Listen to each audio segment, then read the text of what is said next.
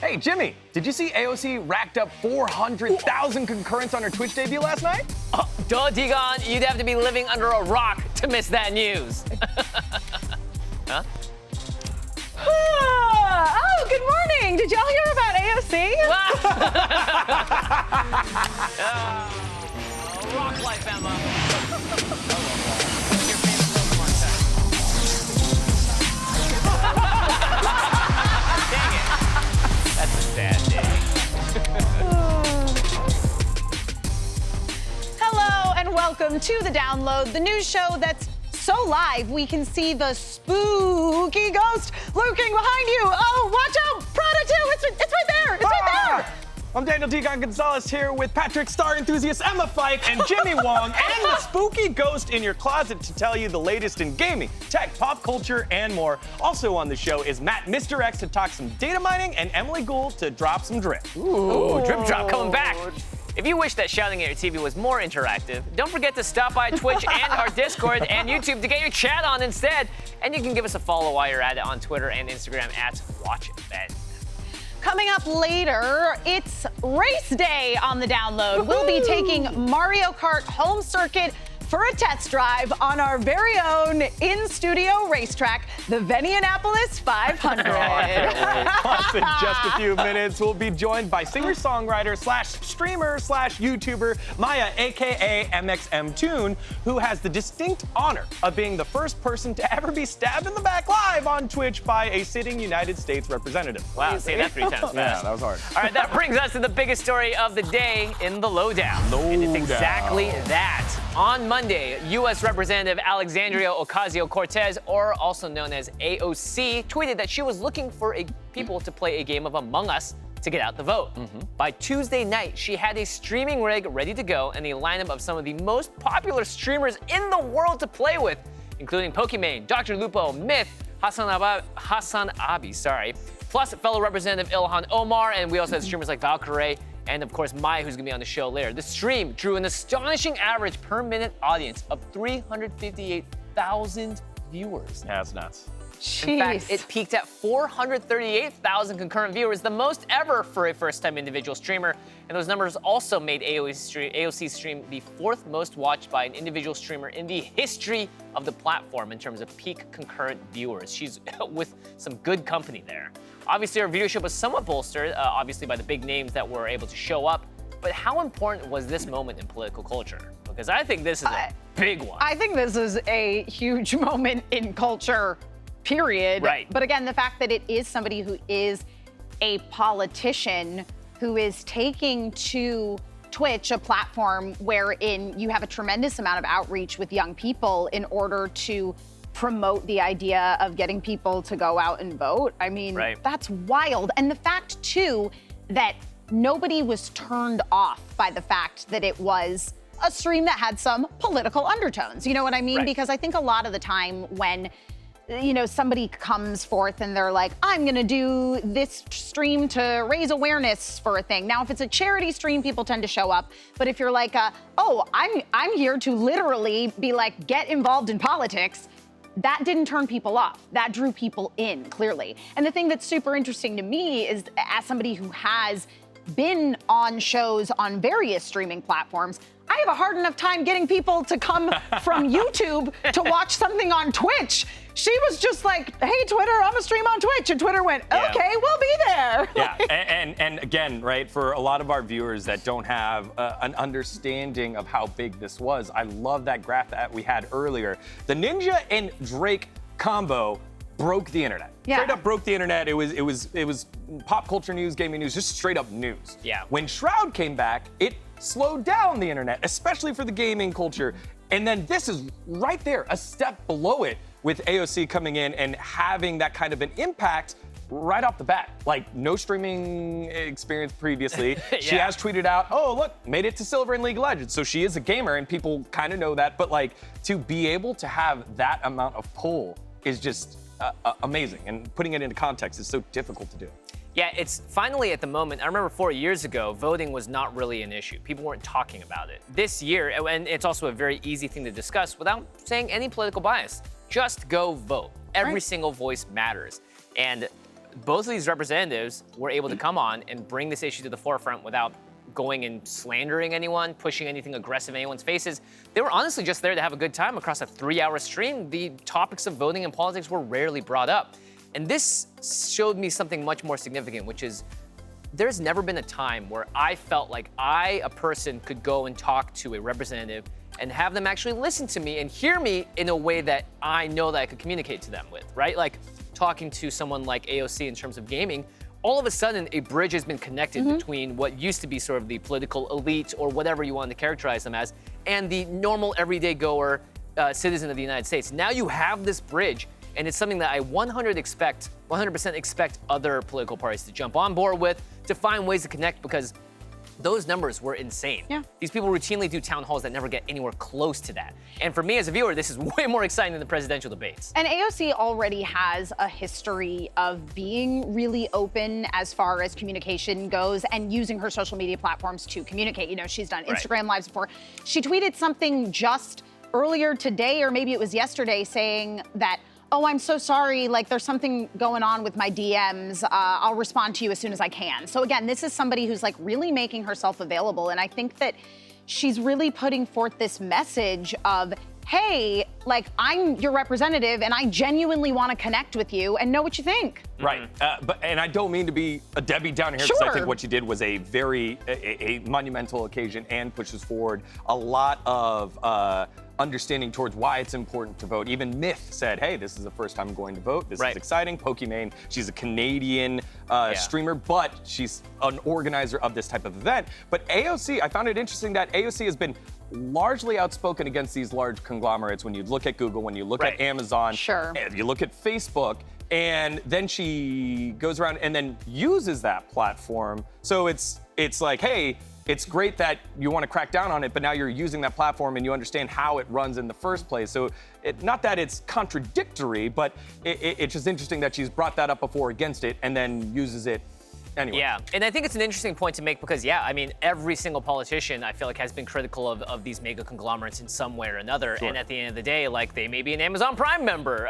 Or they use Twitter, but they complain about Twitter all the time. So I think there is something important to be said, though, maybe because of AOC's further understanding of the platform and the impact and the importance it has to the people that might vote for her or the people that she's trying to represent. It may give her a better edge in terms of knowing how to fight against these platforms or bring discussions up against them in ways that actually represent what would be the best for the people that use it. Now, obviously, no one has any idea how this pans out and if it's just going to be another sort of like, this happened once because of the vote and that was it.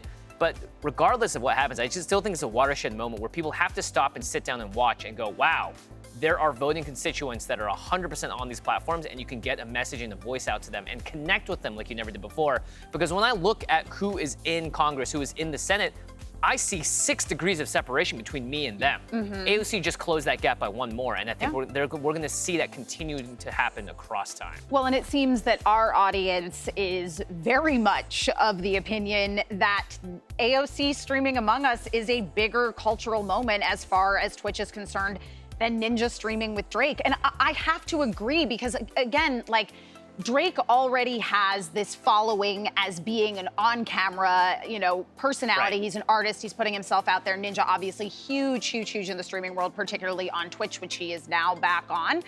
But again, AOC just jumped into this platform with an understanding that there would be a constituency there, but I would be surprised if she expected the numbers that she did. No, certainly not. That was massive. That number, right, comparing to the biggest streamers in the world who've been doing this for their entire careers, and someone that just jumped on for the first time.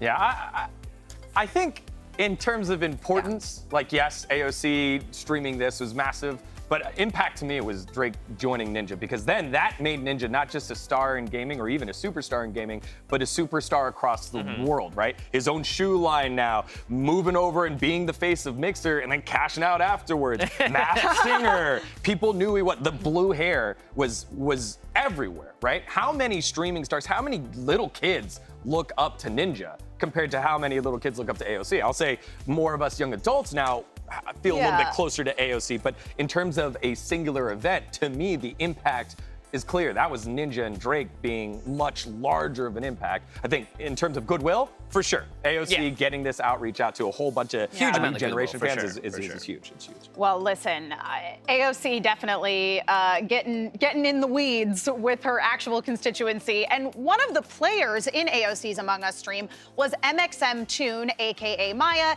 In fact, she was the first person to be taken out by AOC herself. Take a look.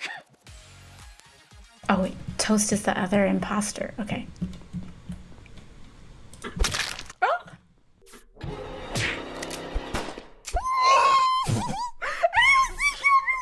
AOC killed me! Incredible.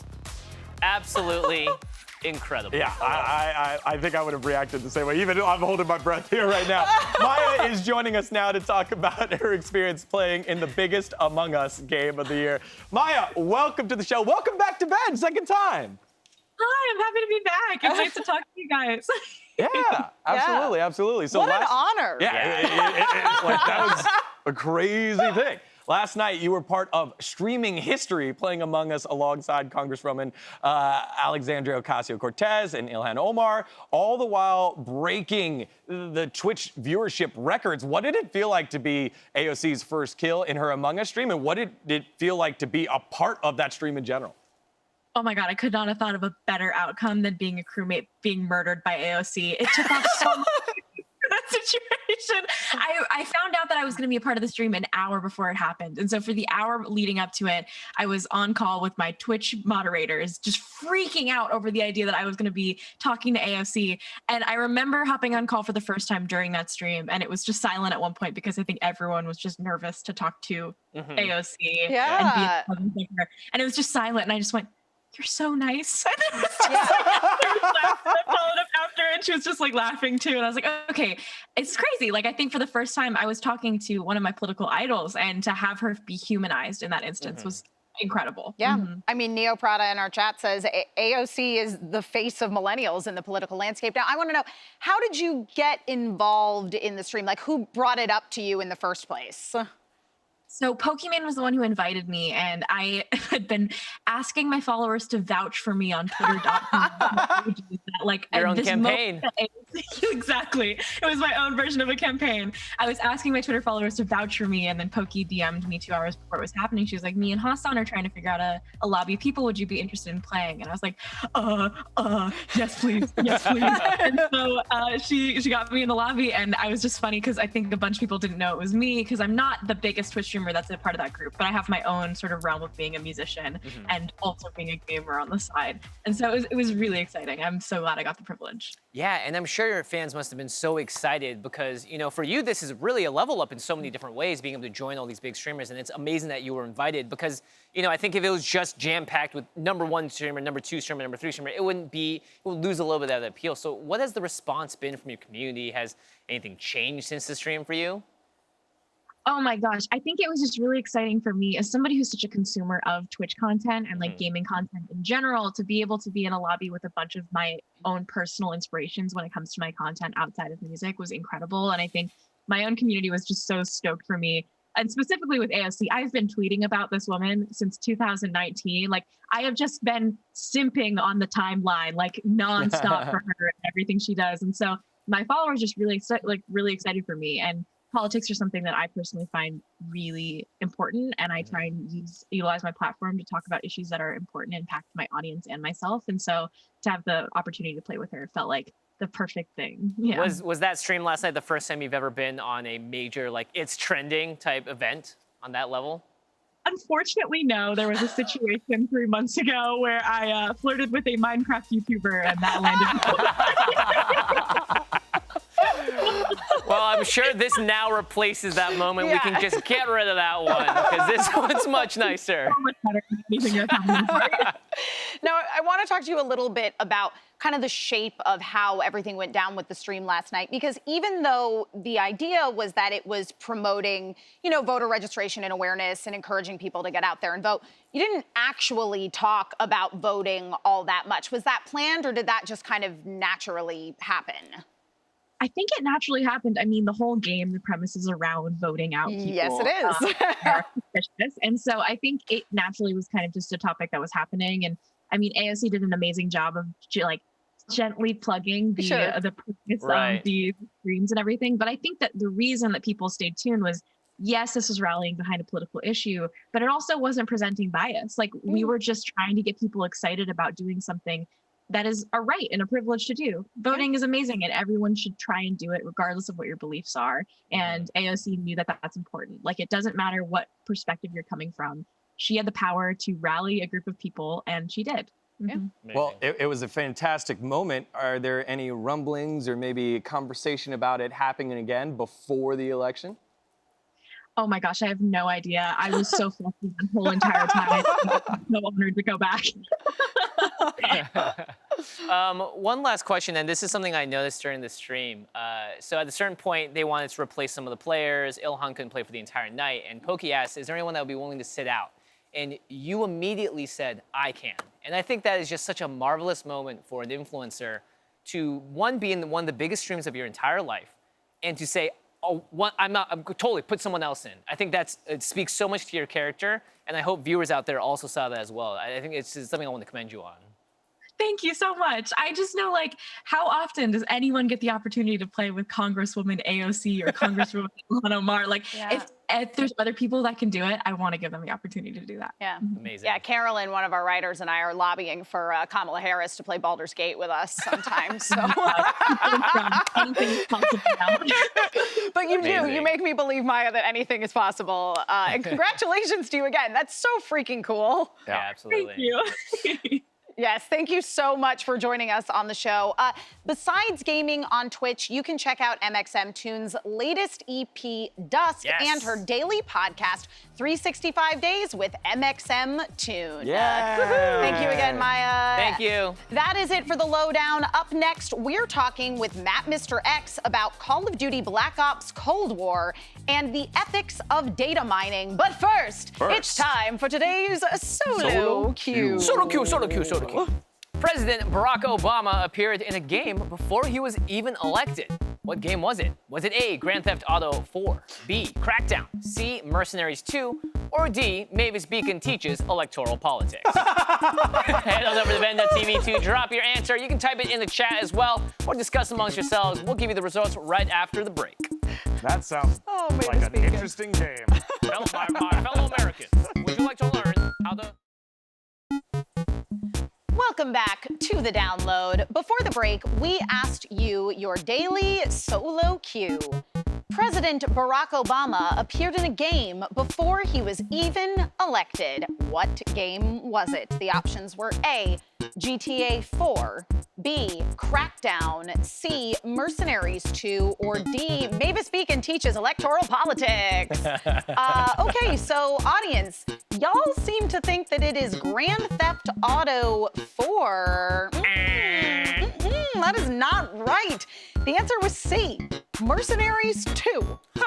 The eventual president's inclusion was almost as memorable as that viciously catchy song in the game's commercial. I did not know the answer to that one. I didn't either. I really wished it was Mavis Beacon teaches electoral politics, which I'm pretty sure is not an actual game. I've been clamoring for Mercenaries too. We had 0 people in chat guess that, and I've been clamoring for harder ones. Well, we found the bar. It's a little too hard. And it means no one cheated either, so good job, chat. Good job. No cheating. We got an honest chat. With the chat. whole internet at your fingertips, you didn't cheat. Yep, but we dumb. Hi, I'm David G. Gonzalez here with Jimmy Wong and Emma Fife, and joined once again by the international man of mystery, Matt Mr. X. Matt, how's the beard today?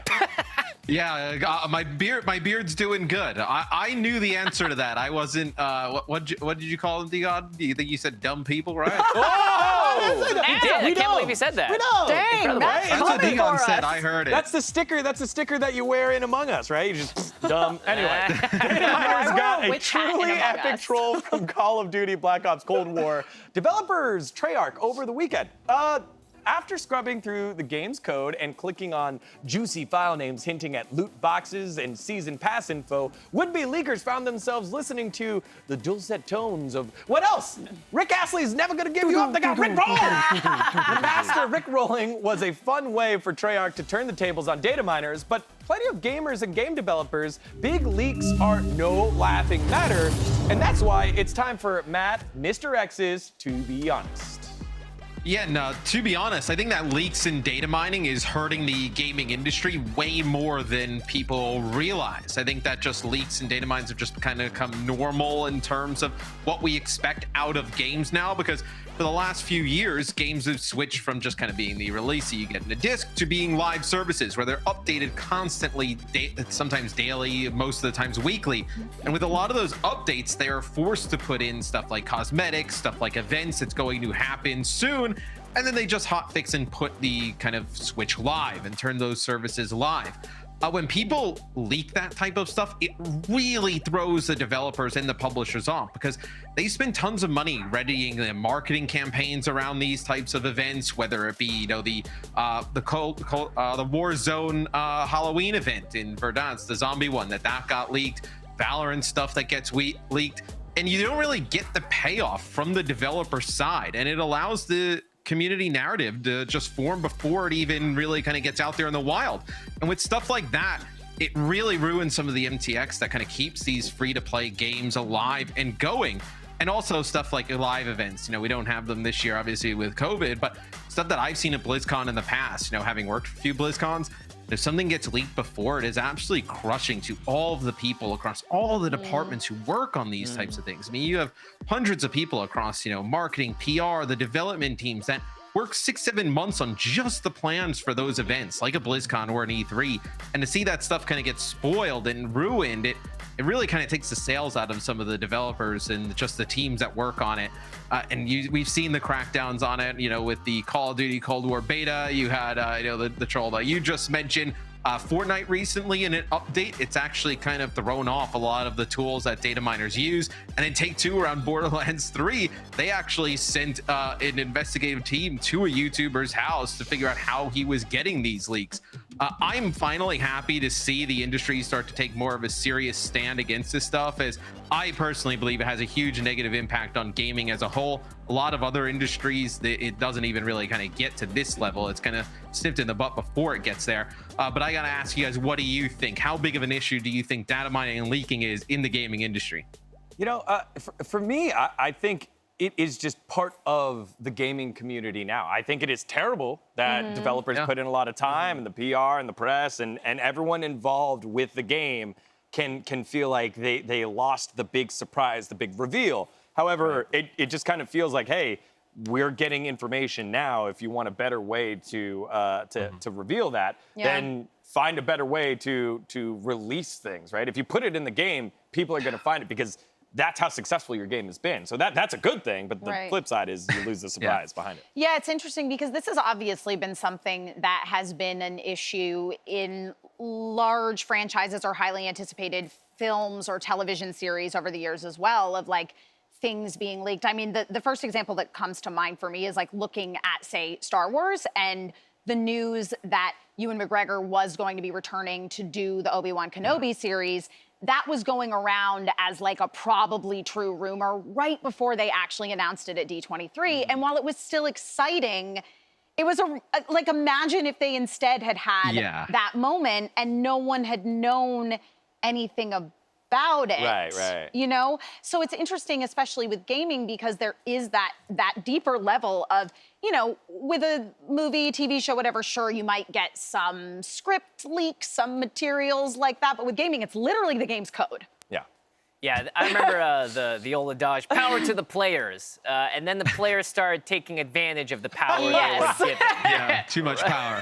And it doesn't surprise me at all. This is a generation of people that have grown up in front of a screen that are constantly looking for the small holes and tidbits and things that they can glean and get out of these, codes or whatever it is. And a lot of times are rewarded for it. Totally. Yeah. I mean, Darth Onyx in chat says, data mining has been a big part of the World of Warcraft scene for ages. Absolutely. And it's mostly good.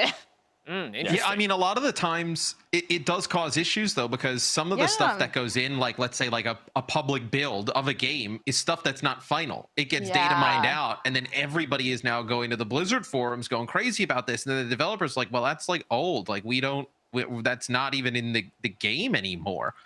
It also, I guess this is kind of like be a little bit older, but I remember like you kind of got all your information like when I was younger, like you got Nintendo Power, like magazines like that, and it was so like special when you had those moments where like they unveiled something and like it was the first look at it. Like now you kind of get it like in a YouTube video with like a thumbnail, and it's like kind of the art, but it's not really the art, and then like you see it a few months later, and it doesn't really have that same effect as they probably originally intended it to, where it could have been like a much bigger payoff.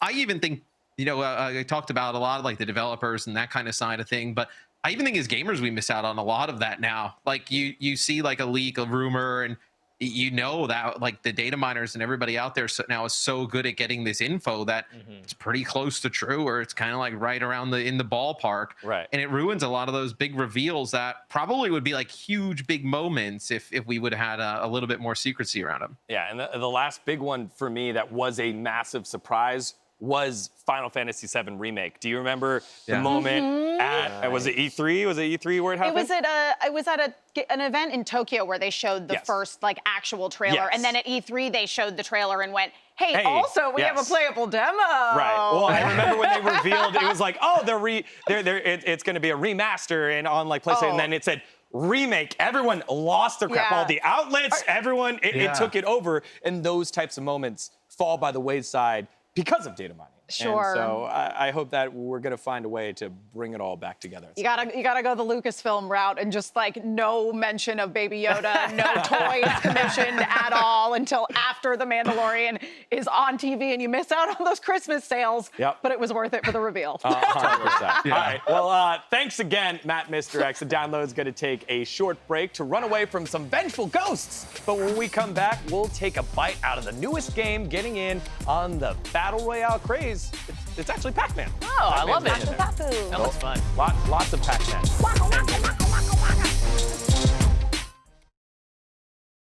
In celebration of spooky season, and more importantly, voting season, VENN is holding the first Halloween tournament this Friday. Woo! Join amazing celebrity teams as they talk voting and compete in a Fall Guys tournament with, get this, $40,000 in prize money going directly to the winner's choice of charity. Nice. Halloween starts this Friday, October 23rd at 4 p.m. Pacific, 7 p.m. Eastern. You do not want to miss out. Make sure you're watching VENN. I will not be missing it. I will be here hosting it. Yep. So We're yelling through all of y'all it. better be here too.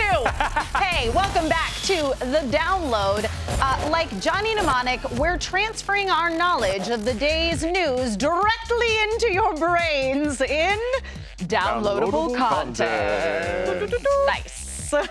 On Tuesday morning, many Twitch streamers received notification that a number of their past stream VODs had been deleted due to DMCA takedowns. This is the biggest wave of takedowns on the streaming platform we've ever seen so far, and the latest in Twitch's ongoing struggles with the music industry. Jimmy, what do you make of Twitch's increased strictness when it comes to copyrighted music? I think this is a big shoot yourself in the foot moment, because this is something that a lot of streamers have been really worried about for quite a while. However, if you check out what the YouTubers have been doing in response, is like, hey, we don't deal with this problem, which I think is a very interesting moment, because Twitch has to, they are potentially ruining people's careers here and potentially ruining their accounts with these DMC takedown requests. It's something that I think they have to be very, very careful with, because right now the amount of press that's going against them is massive compared to the stuff that they put out in defense. Yeah, it's causing a lot of issues for streamers. I mean, I laughed because I saw the one with Courage. He's not even on Twitch anymore. He's worried about his Twitch account getting banned. But you have a big worry now as a Twitch streamer, because this is stuff that's not even VODs recently. Like they're going back like years in the past through the VODs. So I know a bunch of people who have tried to make like archives of their best clips and other VODs that they've had in the past, memories they don't want to let go, that they don't know are going to be taken away from them or not. So a lot of nervous streamers out there, and I think for a good reason. Yeah, it's absolutely wild. And it does bring up the question of like, why can't Twitch and the record labels come to some sort of understanding wherein perhaps they could create some sort of music service for Twitch. I mean, right now your option is to just go in and use license-free music. Yeah, it's a very complicated process because it feels like the Twitch protects itself by saying it doesn't own the content, it's just content platform. And so therefore you flag it, there's a whole process where you have to flag it and then Twitch has to do it. And I think right now, Twitch is just getting in front of the curve saying, hey, look, there are all these things that might get flagged later. We should just get rid of them now. Yeah. Anyway, Pac-Man is the latest long-running franchise to get into the Battle Royale trend, with the newly announced Pac-Man Mega Tunnel Battle, a 64-player version of the classic arcade game. Most interesting, however, is the fact that it's coming to Google Stadia on November 17th before releasing anywhere else. Degon, considering the current state of Stadia, is a timed exclusivity deal there a good idea? Hey, you know what? It's got us talking about Google Stadia, so that's something, right? That's something. I mean, I feel like you get to play now on the go through different platforms, right? All the stuff that Google Stadia has promised, I felt like they were trying to push with games that were too intensive for it, intensive for the network traffic, whereas this feels like a fun network light game that could also be catchy. And if you can't wait to play your Pac-Man, you're gonna get yourself Stadia or use Stadia. And now maybe if Stadia gives like a free demo or combines it with something else, you could get a little bit of traction. But we're talking about it. Yeah, I mean, and Pac-Man is effectively an arcade port. So as you say, Degon, that's not really network heavy in terms of trying to run what it needs as far as graphics, etc. So it might work. Yeah, I mean, look, I think that the Stadia is going the right direction in terms of making gaming more accessible to people. Sure. I'm just worried they're not going to be able to fill a single 64-player lobby. Okay, moving on. Wah, wah. Disney dropped a trailer today for the upcoming animated feature Raya and the Last Dragon, and plenty of people noticed a few similarities to Nickelodeon's The Legend of Korra. I'm still super stoked for this movie, but for one, the world of this film is fractured into 4 color-coded factions. And Raya's outfit does look a bit reminiscent of Korra's signature blue duds. This is really interesting because a lot of people also said, wait, Korra was kind of based off of the cultures that Raya might be representing. Very true. Yeah, again, do I think that it looks like a little bit of an Avatar Legend of Korra ripoff? Yes. Do I also think it looks amazing and did I cry watching the trailer? Yes. Does everyone want a pet armadillo now? Yes. Yeah, I'm very excited about this film, and I know that I have friends who are from Southeast Asian countries who just got so excited to see a like brown Asian girl up there being a hero, and it's nice to see Kelly Marie Tran doing the voice of this character and getting to really lead a film that Disney is behind. I'm in. Yeah, I'm in too. I can't wait. Yeah, I mean, representation is huge, and a lot of the time when you can't, a lot of people are visual. I'm a visual learner, and it's hard to dream it unless you see it, and here's an opportunity with one of the largest distributors, platformers, dream makers in the world, and Disney pushing that forward for a lot of my people, so it's awesome to see. Yeah. Degon, by the way, you are half Filipino, and a lot of Filipino friends of mine were also like, did you see the scene where they were all standing around? I'm pretty sure we're represented. And just to hear them that excited about the trailer is more than they were excited about freaking The Force Awakens. You know? Totally. All right, the Quibi saga is officially coming to an end. According to a statement from the streaming platform's founders, Jeffrey Katzenberg and Meg Whitman, quote, Quibi is not succeeding, unquote.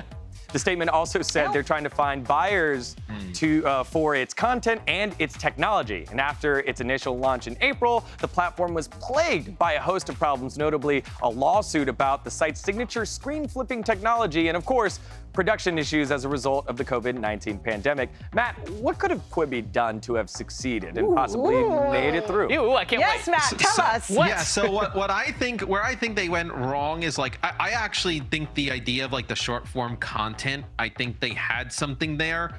I just think they made the content for a completely wrong audience. Like the content that wants that is like a younger, like almost like TikTok, Instagram Reels type of consumer, where they started to produce some of these shows that didn't really like resonate with that kind of fan base.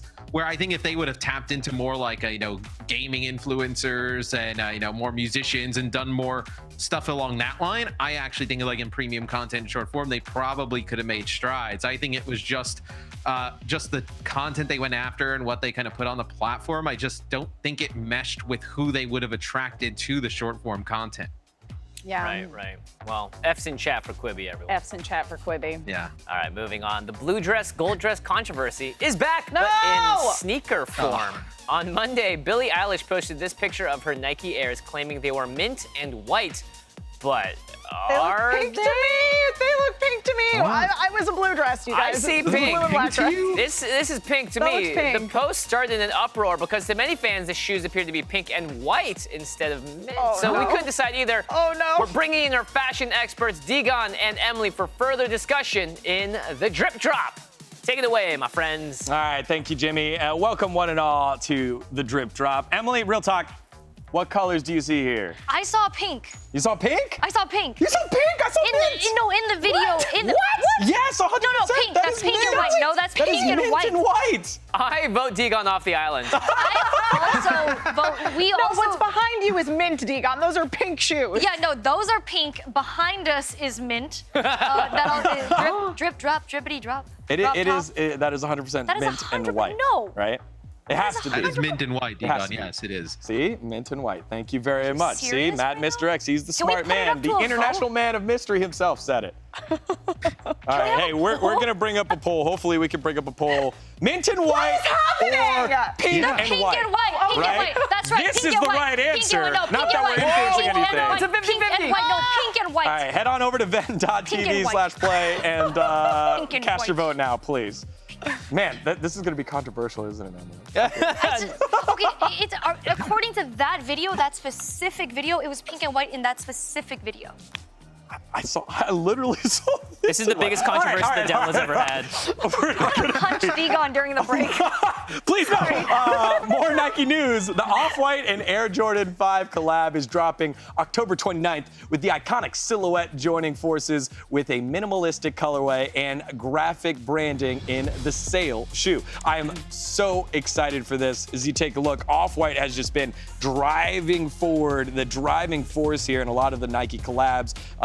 Creator Virgil Abloh now is the creative director over at Louis Vuitton as well. Emily, what do you see in this collaboration with the shoes and also a couple of the shoes? No! Again?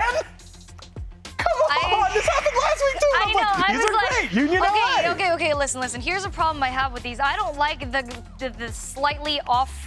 It's an off-white color. Sorry. That's not what I meant. It's an off-white. It's like a cream. Okay, it's an off-white. But I don't like it. That's the color that happens to my Jordans when they got water damaged. That's literally the same color of water damage. So I was like, I'm not really feeling this color. Everything else is great. I just don't like that one cream color. All right, well, Don't the hate colorway, me. Don't hate me. not her style, but again, a lot of the Off-White collaborations with Nike have the text on the side, I do the love iconic zip tie that is there. It confuses a lot of You know, people. my mom cut off one of the zip ties. Oh, that's so much money Because she just cut off. she literally cut off the zip tie because she was like, "Oh, you forgot to take this off," and I watched it happen. Oh, no. It happened in slow mo. It was like, no. And I was like, Mom! Oh, man. And then All I right. got the slip. No, I'm kidding. Yeah, make got sure the to check slipper. that out October 29th for $225. Good luck. I will be in line as well. Thanks to the crossover between science and fashion, we're getting closer to having masks that can hide our faces while still expressing the full range of emotions. Oh? That's right. Oh. The E2 Mask Z from Hirata Takegawa Lab, it features Wait, a this is screen with amazing. No, facial no. capture This isn't technology stop. that translates the wearer's Oh, man. facial movements into an animated avatar. Emily, break down the larger Can someone get implications Pokemon on for the us. line? This is great for her. Wait. So you mean that I can socialize without really socializing, and I don't have to wear makeup, and I can be a cute anime character? I'm in for this. Can we please ask the studio to purchase this for me for research purposes? Only for research purposes. I definitely need this. Wait, that is so dope. Yeah. Again, so it captures your face. You can see right Can there. you Surprise. pick which characters it is? Sad. I think you will be able to rotate characters, and each one of the characters will also be able to capture the facial movement. So This is as you unbelievable. change it, it identifies, okay, this face usually means sleepy, tired. You can see right there on the screen. How Both much does eyes this closed. cost? Don't know that one off the bat. We'll get that from our producers a little bit, but it's coming out soon. Oh, I'm buying This this. is changing like the way social I'm buying interaction's this, gonna you go. guys. Yeah, it's the next level. You can get masking your the off-white faces. shoes. This is what I'm getting.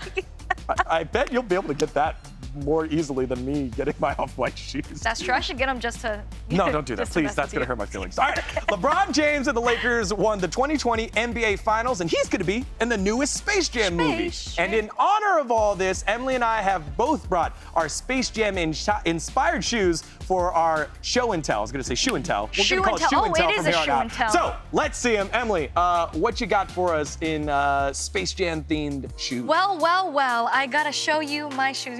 Oh, that's right. I have these little babies today. Remember how I was talking about water damage Oh, earlier? Yeah. So if you look at these, they're slightly yellow on the bottom. They're supposed to be blue. It's funny. You can see it right here. It's blue. Right here it is yellow. That, ladies and gentlemen, that is water damage. That is the same color as the off-whites. that you saw Blue? earlier. You mean mint or pink, or it looks like a little pink to me, right? You saw Punch pink Dingle. earlier. I'm gonna punch Dingle after the show. No. But yeah, so these actually, they're actually super comfortable. I ended up wearing them on a hike. Oh my gosh, you're just I know, Digon. I know that's how they got. just like cutting off the no, tags. literally, on off-whites. my friends were like, "Hey, let's go up this mountain." And I was like, "I'm wearing these shoes," and they were like, "And?" And I was like, Oh no, Emily, that's how much she has the drip. She can just walk in them. do be those are like the that sometimes. for those keeping score at home and you want to look up what they're supposed to look like. Those are the Jordan 11 Retro 2000, I think 2016. "Yeah, see, Space Jams. unlike Digon, I actually wear my shoes." Now, what are you talking about? Remember when? Yeah, No, I let's don't see. remember. Digon, It's my let's see. turn. It's my Pull out turn. your shoes, It's Digon, my turn. All that you right. Digon, I can already tell. First of all, those are dead stock, aren't they? No, they're not, dude. They're dead All right. stock, Digon. These are the Jordan 7 Retro SE hairs. Hair as in bunny. You can see right there, there's a Keeps the light. box. There we Never go. wears them. A carrot. Yeah, you see the carrot right there. And so we'll go ahead and unbox these. Yeah, what does the because inside of the shoe feel like, Digon? You don't know. It feels great. So one of the great parts about this shoe is that on the outside, Look at it. yeah. Oh, it's He's mint. definitely never worn them. It's on the outside. This What is a mint-colored and shoe. pink. You can't see because the light, it's so bright. It's pink with pink laces right there. Yeah. And on the outside, Yeah, you we can could tell see by, the there's a little laces. bit hair like bunny hair. So if you feel it, I don't know if you can zoom a little bit more in, but it's bunny hair right there. It's beautiful. Look at the laces that are still attached. Yeah, the laces are still attached just because I wanted to preserve it just a little bit longer. The freshness Digon, if of you're it. not a reseller, put those on right now. I'm not a If you're not a reseller. reseller, put them on right now. Let's go. Wear them. Wear All right, so, You can see his hands shaking. You can Yeah, see so you his can see it. hands are Here, shaking. Jordan, right here. It's the pink tongue. You got He's the 23 literally in the back. describing them again, so he doesn't know. Put them on, Digon. Look, I even got the Put them fresh. on. Put Digon, them don't on. get it, Digon. Put them Don't get it, on. Digon. Put them on. Value's about to drop so hard. Did you hear that? He said the value's Not only is he putting it on, he's doing it live on air, so All right, you here we cannot go. deny. Oh, no. Here we go. Here we go. Wow. The drop. You can see Digon's like about to tear up. He's like literally tearing up. So anyway, you can see the way that they look. Here we go. So How's the hair, feel? you got- Thank it- you. It's actually feel? comfortable because on the inside, actually, I'll take it back off. Wow, you On finally know what the inside feels You like. can see like this is just kind of its own outer, and then the sole is actually connected to this part right here. Did you So see it's- how fast he took them off? Yeah, so that way you can say they were warm for less than a minute Yeah, on the oh, eBay. yeah, that's right. So let me Slightly let me worn. slide these bad Lightly- boys right back no, on they're in. gently worn. That's what he's gonna All say. right, that's enough of the drip drop. Drop your favorite drips to us on Twitter or Instagram at WatchVenn. The download's taking a quick break, but when we come back, we'll be back with games journalist, actor, and writer Michele Morrow to talk about the election and the wide world of Warcraft. Woo! Stick around, you don't want to miss it. I can't believe it. Yeah, she probably wears the shoes. You ruined the resale value. Look at him putting his stuffing back. Welcome back to The Download. The final day for voting is in 2 weeks, and early voting has started in many states, and it's crucial that people vote this year, so VENN has partnered with Gamers.vote to encourage our viewers to register to vote. Head on over to Gamers.vote. Seriously, just type Gamers.vote into the URL bar on your browser screen. I'll be so proud of you, so will everyone else, and you'll find out how to vote safely and vote this election. Just open another tab in your browser, type it right on in. Get there. To talk more about Gamers.vote, we'd like to welcome to the show the 6-time host of BlizzCon, voice of Hearthstone's Alaria Windrunner, and co-creator of the YouTube original series Good Game. It's Michele Morrow. Hey guys. Hi, thank you so much for that. Michele and Kat, I think, sleeping in the basket behind you. Yes, this is Samus. Samus. Yes. Oh. Welcome to Her the legs are out download, Samus.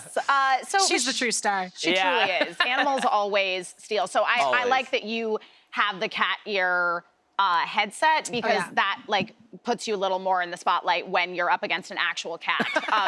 So you know, and it really drives home like the crazy cat lady thing. So I'm all in. I embrace it. And it's always dangerous when the cat goes into ball mode and his name's Samus, so you gotta be aware of that. Gotta right? watch out. She'll morph. Yeah. Jeez. So, Michele, why is it so important to utilize a method like Gamers.vote to directly contact voters through the gaming space?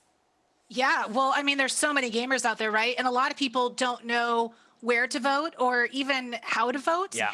A lot of people like aren't even registered to vote, and and a lot of people actually still can register. There's a ton of states that do have open registration right up until voting, until election day. So everybody should go to Gamers.vote. Just check and see if you're registered.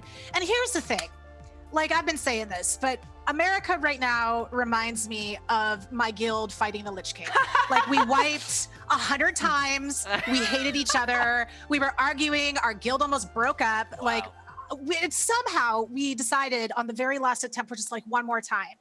And we do it. And people are arguing and bickering, and phase 1 and 2 go through, and like people are screaming. Literally, I was one of them, screaming at each other.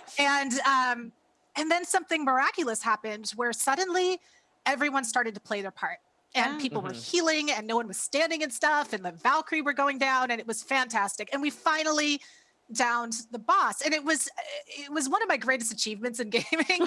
But it also it was a good lesson in teamwork, and it really shows us that, like, as gamers, we often like to tout the skills we learn in gaming to say, like, look, I know strategy, I know leadership, I know teamwork, I know how to do this stuff because of gaming. Yeah. So if you know how to do all of that, like, we can definitely change our own environment and our own world. And honestly, it goes beyond just this presidential election. It's being able to be actively involved in your environment, in your community, because it's all connected. Right. Yeah. You know, it's more than just a president. You know, it's about your shared values. It's about what do you value? And there was one time that I almost didn't vote, and I was mad because my candidate didn't get through. Right. And I was so upset. Like, I was personally offended by it.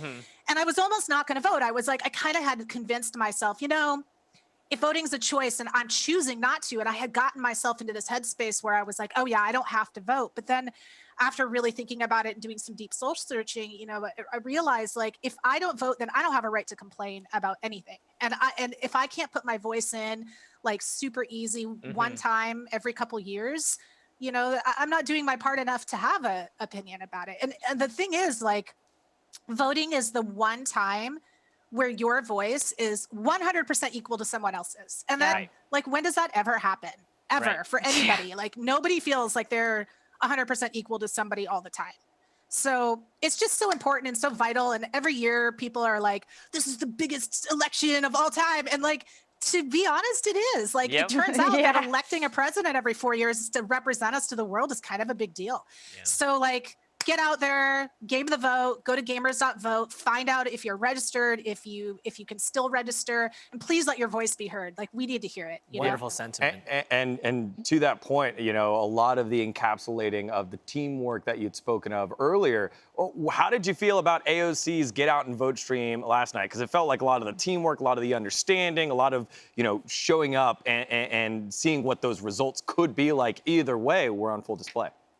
Oh, it's brilliant. I completely agree with everything you're saying. Like, I thought what she did to be able to reach out and get over 400,000 people watching, becoming the second highest streamed show on Twitch, Yeah. like right after like Drake's appearance with Ninja. I mean, she beat Ninja's return to Twitch, which I think had concurrent 98K. So she killed it. And this was exactly the right way to go about it. Like, now we're just going to see like a bunch of Republican senators trying to play this, and I'm just going to die. Yeah.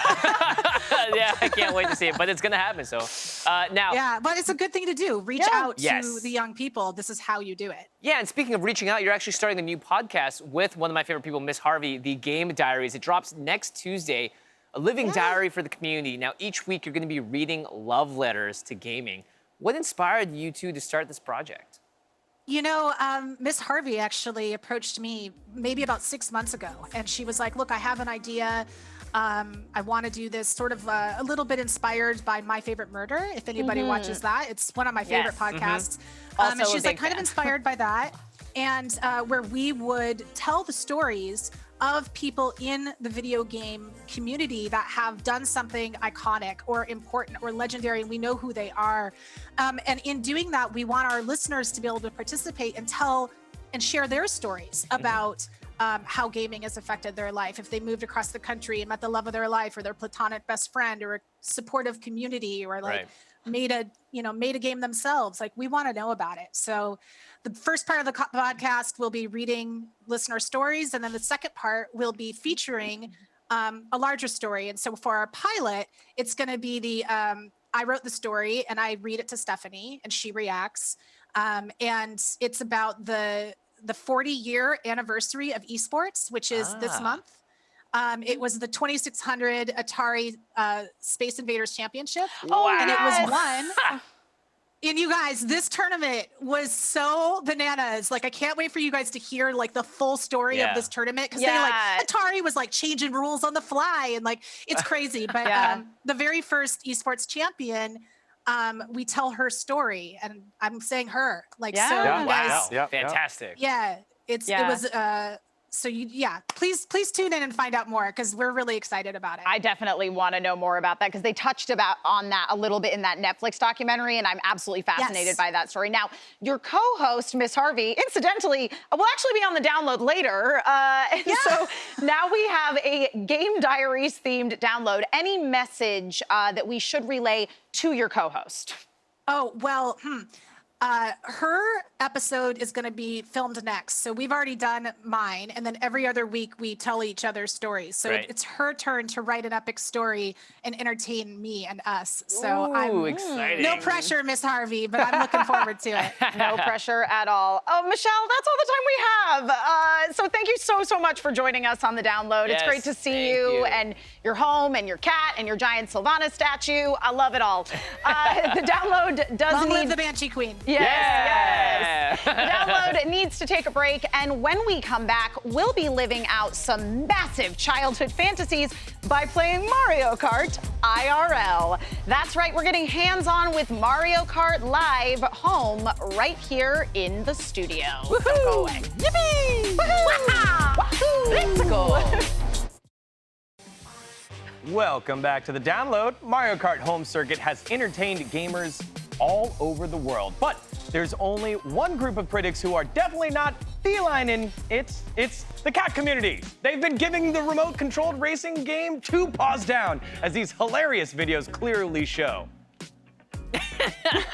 Look how angry that one is. I mean, I would be terrified if I was a cat and this thing started rolling up to me. I mean, my cats don't like my Roomba, so I feel like they really would not be a fan of Little Mario. All right, all this talk about Mario Kart Home Circuit has got me feeling the need for speed. Oh, no. The world, gamers, as I by Jimmy Wong flirt with death itself within a life-sized Mario Kart.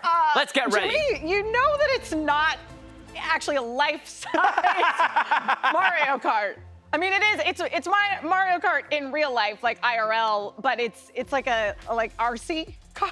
Like, Does it still go vroom vroom? it does go vroom vroom. Yes, that's all I needed to Cool, hear. cool. Well, it's just you and I aren't gonna like be able to actually get in the cars and drive around. So I have an idea. Okay. Why don't you shoutcast Okay. while I attempt to take this baby for a spin on our Sounds good. homemade course here? I also got chat up here in my hands, so Yeah. if anyone says anything super entertaining and is more creative and witty than me, I'm gonna pretend I said it by reading your comment out loud. All right, let's take this for a spin. Jimmy Wong in his helmet. Okay. What are we looking at here, Emma? Okay, so basically the first thing that you have to do when you're working on this is you have to set up your course. Ah. All right, so let me see. Where is the... Off to your left, there it is. Aha! Oh, there it is. Let me back up.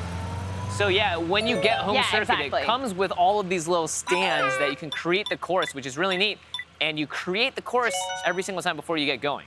Yep. So I'm gonna go ahead and create our course here. So I have to wait for Lucky2 to come and paint my tires. Oh, and so the Yeah. digital paint in this AR world, Exactly. augmented Now, reality. I will say that earlier today when we were trying this out, I played like with the handheld like switch in my hand with the screen right in front of me. And I found it to be a lot easier than playing separately with a looking at a screen and a controller. However, in order for us to game capture it, we got to do it this way. It's actually amazing what you're doing Yeah, right now. I mean, look, those are my own feet. Oh, very nice. Are those pink or mint? They are definitely pink. All right, I was just checking. Okay, there Just it is. checking. Oh, Whoa! oh, God! Whoa! There it is. Oh, no, There we're it is, good, there we're it good, is. we're I good. found it, I found it, I And there's found the it. beginning of the course. All Back right, to we one. did it. Okay, cool. Nice. So So now we're done. We check set it up our out. course. We just drove that. Yeah, You that's just what we saw just that drove. happen. But here on the stage of our amazing set here. Yeah. And we had office employees all around VENN contribute their favorite video game and Nintendo memorabilia. Yes. So we've got a lot of awesome Easter eggs. Yeah, around I here. did contribute some things to this course personally. Hold on, I'm just gonna so expedite let's see. things here, and let's see. Let's Oh, go Jimmy! ahead and move this right down. Oh! All right, we're good. All right, We built this awesome ramp that I just we did. stepped on All and right, broke. I'm gonna drive so. up the ramp. There we go. Hey! Hey, there it is. Okay. Whew. Oh no, I drove. Oh, there we go. Hold on, I drove All right right. past where I needed to be to do an actual race. All right, here we go. Ooh, the current VENN poll is: would you let Emma drive your car? By the way, so. I'm guessing it's a lot of no's. Right now, trending no. It's right now Trending no. All right. All right, so you'll get to the starting point. Yep. Okay. Whoop. Oh God, I keep going right past it. Hold on. Keep going. I got it. I got There it. we go. Okay, there it is. Okay. Set up race. Let's We're do a gonna time do a time trial. Okay. All right, we're gonna see three. Everyone in chat has been dueling, so Okay. let's see if you can duel this race Current here. course. Here we go. 3 laps. Here we go. Emma Fife taking it down as Pirate Mario. Yeah, it's a big trap. It looks like you're supposed to go into Kirby, but You're not. Don't. Yeah, you're not actually supposed Wow. to drive right into Kirby. Emma's running around the first bend. She's gonna pick up a box. She's headed straight towards Jimmy Wong. Oh, but she's gonna make it past. Yeah. No, Jimmy! Oh, the monster. Okay. She's okay. wrapping around, going down the memory aisle Memory of all of the lane! consoles from Nintendo's past. Whoa! Back to lap 1. Oh, she's hit the side, but it's okay. She's gonna go back We got it, around. we got it, we got it. Nice. Very good, very good, very good. Yeah. Ah! Look at Gengar. King Kong! Can she make it past the monster himself? Ah! I don't even dare go faster because I will go right into Jimmy Wong or right The off cool the edge thing of is this that you thing. actually get to have mushrooms as Yeah. well and coins, and you collect them, and they all add up sort of towards the game. This is amazing. This is the final lap. Here we go. Okay. Oh. As I crashed, well, I flew too close to the sun. If you push one of Okay. the R Don't buttons, go you into use your chat. item. No! F's in chat. Amazing. And the final bend. Is she going to set the world record? Oh, game point record!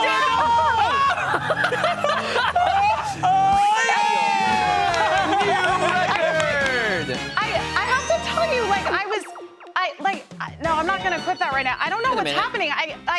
that bit at the end there, I like really lost control of like something's going on here. Yeah, I'm trying to fix it. I don't know what's going on. Sometimes Jimmy's, these things can be a little all messy. right, I don't know. Is it working? Are you getting the? No.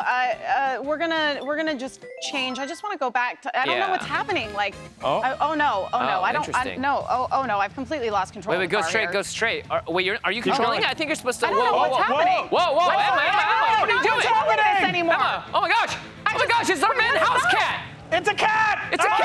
Oh no!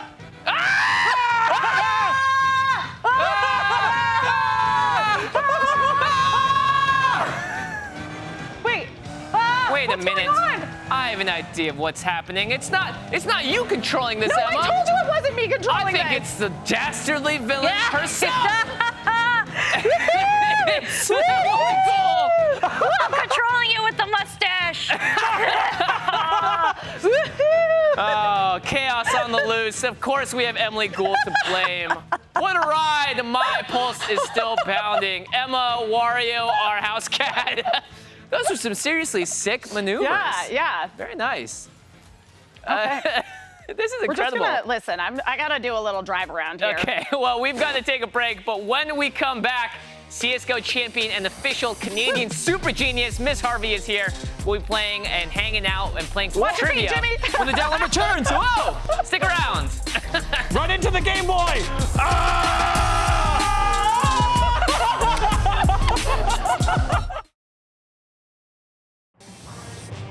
Welcome back to the download. For weeks now, the MDA's Let's Play for a Cure streaming events have been raising money and spreading awareness for the Muscular Dystrophy Association during a stream last month. DJ and music producer Zed hosted and helped raise over $10,000 for the MDA while playing Fall Guys. The final Streamathon event, hosted by Zed and featuring special guests from across the gaming world, takes place this Saturday, October 24th, from 4 p.m. to 12 p.m. Eastern on Twitch. Joining us now is one of the very special guests from Saturday's upcoming MDA Streamathon. Please welcome pro gamer and Canada's smartest person, Stephanie Harvey, aka Miss Harvey. Miss Harvey, welcome to the show. A real title, Now, by the way. A Miss real title, yeah. Listen, Degon is dying to share some poll results with me before we get into this interview here. So, Degon, what you got? Yeah, we just wanted to make sure whenever we ask you guys to vote at home, we get it in there. It was 60% of you at home after watching Emma's Mario Kart driving skills said you would not have her drive. Because 60%? Yeah, well, you saw what happened to the Game Boy Color. It got absolutely destroyed. Yeah, I would much rather let a pro player like Miss Harvey do. Yeah, Miss Harvey, would you let her drive? I actually voted. I went to vote yes. I made sure I voted yes. Thank you, Miss Harvey. You get it. Okay, yes. listen. She recognizes potential when she sees it. Yeah, exactly. I voted no. All right, so first up, okay, so your co-host on the Game Diaries, Michele Morrow, Yes. Wanted us to tell you she's really looking forward to your upcoming episode and challenges you to do better than she did with your initial story. Okay. Yeah. So I was watching her interview. So random that we're both back to back. I know. It was not planned at all. But she caught me off guard. Her story was so good. She's obviously one of the best storyteller gaming has to offer, and just overall people has to offer. So there's no way I'm gonna be as good as her, but I'm doing my best to bring the Miss Harvey emotion into the stories. Listen, you're Canada's smartest person. I believe in you. You know what's funny about this is that Canada's Smartest Person was actually a yearly show, and it ended with my season. So I'm technically gonna always be the Canada's smartest person. See, look, they're like, oh, does anyone know Miss Harvey? It's like, I know Miss Harvey. She's the smartest person in Canada. Look, there's no disputing it. That's a huge flex. That's a flex. Yeah, well, not only are you the smartest person in Canada, you're a 5-time CSGO world champion, a lot of those with CLG Red, a real pioneer for women in gaming. When you started gaming, did you ever envision all the success that you've been having? No, I think that even when esports started, my first couple of world championship, nobody really cared for esports or winning video game tournaments. So it was always a kind of a passion of mine that I took pretty seriously. Let's be honest. But it was, I had my dual career. I'm one of the grandmas out there. So I have my dual careers. I did my studies in architecture. I worked in game development for years, almost a decade before going full-time esports. So absolutely not. Never would have thought that this was possible. Now, you've been very vocal about the problems in the gaming world regarding sexism and gender discrimination. How much different do you feel the gaming space is for women now than when you first started? I want to say it's better because I started a long time ago, 17 years ago. I've been involved in esports, but what I'm disappointed about, okay, so it's better. Like, you're here on that show, you're hosting, so that's something that would not have been possible even like 10 years ago. I agree. So let's just say that. But at the same time, I wish it was faster. I wish we were doing more. I wish we had more allies with diversity, just in general, not just for women, just for every kind of people out there. And I think we're still really behind a lot of the industries. If you just compare it to sports, I watch a lot of NFL these days. There's women everywhere. While, in esports, we're still like, we'll use that token women. And that's going to be good enough for now, which I'm still not a fan of. But at least we're having this conversation. And we're pushing things to get better. Absolutely. Yeah, and we actually saw the first women referee in an NFL game recently as well. Sarah Thomas, Yeah. I did. I was so happy. So cool, right? I had to tap my boyfriend and be like, is she actually legit? Like, is she refereeing right now? And she's not like a prop? And he was like, no, she's actually legit. And I'm like, that's amazing. Yeah, the fact that you had to ask the question means that, yes, this is actually a significant step, which is great. Now I've never seen that before in any sports. And you actually earlier this month participated in another Muscular Dystrophy Association event. Now, what made you want to come back and participate in the marathon stream this Saturday? It's gonna be an 8-hour marathon stream. Well, I'm the worst when it comes to that. I looked at my schedule and it was actually available and I said yes. I always say yes to these kind of things. It's just sometimes to my demise. I think it's really important to be there for the community when people need support, need help. And even though I can't donate all the money that I want to, I can at least try to donate some of my time. And MDA has been one of the biggest charity event in the US. And it's the first time I actually hear about it, being Canadian. So I wanted to see what it was all about, get educated on everything they're doing, as well as support them in any way that I could. Cool. Yeah, and we mentioned earlier, 4 years ago, you won Canada's Smartest Person. We can't let you go without putting that Canadian brain power to the test against our all-American intellect. You saw our solo queue was pretty hard, which is why we have Emily here. She's arranged a little trivia challenge, if you dare. All right, I'm in. All right, great. All right, Degon, Miss Harvey, you'll be taking on our host one by one, gauntlet style. All right. Okay. So, one right answer gets you on to face the next host. There it is. All right. Sorry, my eyes are really bad. Okay. Are you ready? Are you ready? Hopefully, your eyes are better than mine. Okay. Canada's Smartest Person. You're ready? Yep. Let's go. All right. Well, may the smartest win. That's me. Okay. All right, well, okay, Jimmy, you're gonna be the first up to defend the download's honor. All right. Okay, so what 3 shapes appear in the logo for the Panasonic 3D, wait, what the 3D heck? Zero? Panasonic 3DO, and what order do they appear in? What? Oh my God! You got 5 seconds.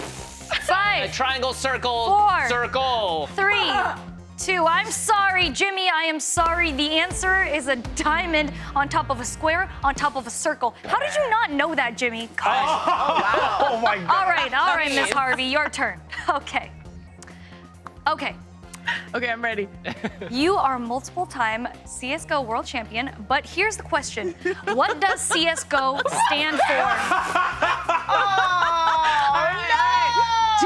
Jamie, I'm so sorry. I'm gonna have to beat you on that one.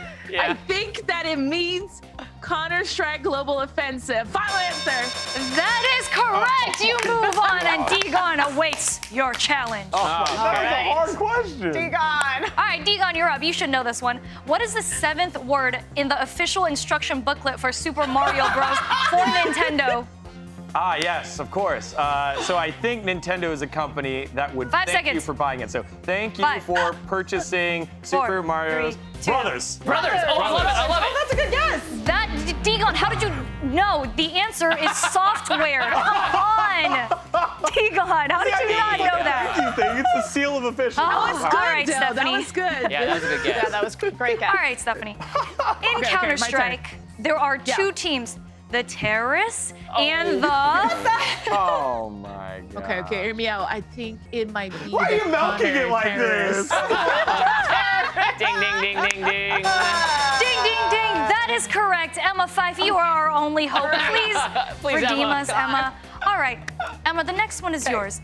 What 1994 video game film adaptation starred Scott Wolf, and who played the female lead in that film? I think that it Don't is- roll, don't roll. I think the movie is Double Dragon. Oh. Who played the female lead? Who played the female lead? I am going to say 94. 2 seconds. That is all the time that we have. You should have thought faster. The film was Double Dragon, and the female lead, Marianne Delario, was played by Alyssa Milano. Oh, wow. I was All right, it was close. Miss It was Harvey, almost there. the last question for you to defend your smartest person crown. Are you ready? Yes, I'm ready. Okay, the first major international Counter-Strike tournament took place at the 2001 Cyber Athlete Professional League Winter Championship. Where did the tournament take place, and who won the $50,000 first place prize? Okay, I feel everybody should know that. Come on. It's ninjas in pajamas, and CPL is known to be in Dallas. Yeah. Oh my goodness. Well, congratulations. Look at these next-gen graphics. Miss Harvey, you can now add the download's smartest guest to your list of titles. Nice. All right, Miss Harvey, thank you so much for joining us on the download. You I'm can see Miss Harvey at the MDA Let's Play for a Cure Streamathon this Saturday, October 24th, 4 p.m. to 12 a.m. Eastern Standard, daylight time, still daylight time. Yeah, make sure to go check it out. The download's gonna be taking a break, but when we come back, which pro gamer was wrecking scrubs with this god tier rig in AOC stream last night? Me. Take a guess in chat and find out when the download returns. Amazing. It's a beast rig, dude. Yeah, it is. Look at that thing. Welcome back to the download. AOC may have gotten the headlines for her epic Twitch stream last night, but it was Ilhan Omar who stole gamers' hearts when she tweeted the specs of her totally boss gaming rig. I mean, look at this thing. That's incredible. All right, let's rate the rig. Yeah, this is crazy because you look at from the top to the bottom. CPU is near top class, video card top class. I think it was liquid cooled. I can't fully see it, but I remember seeing it and being like, this is so unnecessary for quite the rig. us. Yeah, I mean, that's just a flex. You know what I mean? Like, that is just being like, you know what? I got the funds and I treated myself to this sweet gaming PC. Yeah, frankly, I think all politicians need to release their gaming PC specs. That's clearly the next logical step. We're gonna start a petition, actually. Everybody has to send us their specs. Yeah, in order to run for office. All right, that is it for the download. Thanks to Mxmtoon, Michele Morrow, and Miss Harvey for joining us on the show today. Stick around for VENN Arcade Rewind coming up next. It's a Robot Week recap featuring special guest Sushi Dragon and our very own Jimmy Wong. Me? Yeah. No, thanks. Get me out of here. Mario Kart, baby! Bye, everyone. I'm going to flex by putting on my Wario mask. Ghoul! It's Wario That Ghoul! matches my